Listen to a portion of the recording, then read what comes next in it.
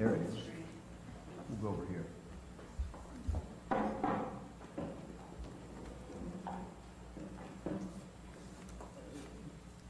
This is a very instructive chart.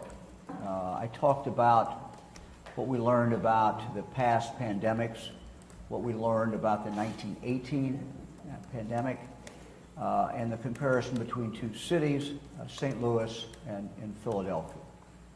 And what we talked about is that we all want to be St. Louis and not Philadelphia, with all due respect to my friends from Philadelphia.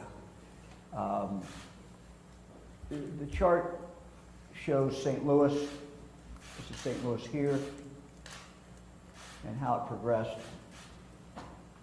This is Philadelphia, and how it progressed. And we talked about the fact that St. Louis took the right measures. They did not hide it. They were very open about it. Philadelphia went the other way. But what to me is particularly interesting is when you look at first case in St. Louis, October 5th. They started ordering social distancing October 7th, 2 days later. Here, first case in Philadelphia, September 17th. They didn't move until October 3rd. So you've got 16 days here, 2 days here. And so the point is that sometimes when we're asked, why are we moving? Why are we doing this now? We still have a relatively large or small number of people who have been confirmed to have the coronavirus. And the answer is, as Dr. Acton has pointed out, this always lags behind. And the deaths are way, way behind. And the confirmations are behind. And so we have consulted every expert that we can find and read everything we can read. And so we're relying in the decisions that we make on what we know and the best available scientific data that we can get our hands on. This morning, pretty early, I started getting some emails and texts from people in different locations in Ohio. And each one that sent me something, once actually sent a picture, were concerned about the crowded bars in their area last night.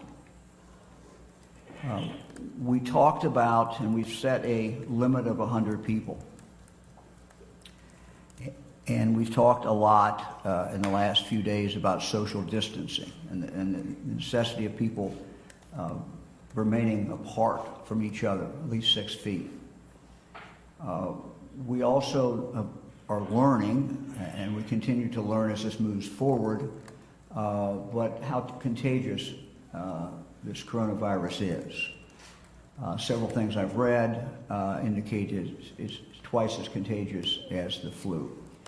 We also know that it's much, much, much more deadlier than the flu. So this social distancing is absolutely vitally important. After looking at this picture, but also hearing from people, and literally these were from the Mahoning Valley to Cleveland to Southern Ohio, and all the same story.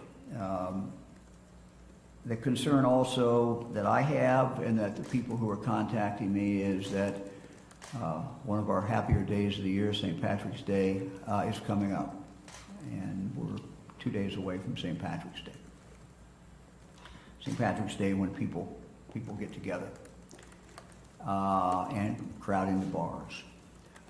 And so based upon all of this, and based upon the fact of where we are at this point in this pandemic, we are literally at a crucial stage. Dr. Acton will be signing an order that all bars in the state and all restaurants will close at 9 o'clock tonight. How long this order will be in effect, we don't frankly know. It will be in effect as long as it needs to. To clarify, carry-out food is still allowed and certainly encouraged. We have some great restaurants. We have some that deliver food, maybe more that will be delivering food now. And so those are still open. The restaurant can stay open. That can take place. We hope it does take place. Some of our great places to eat, I know, have carry-out, and maybe more will be encouraged to do this. This is not a decision. Well, let me just, again, clarify. If you can walk in and buy a donut, buy coffee, walk in, buy coffee, and walk out, that's okay. What we can't have is people congregating and people who are seated. So carry out is fine.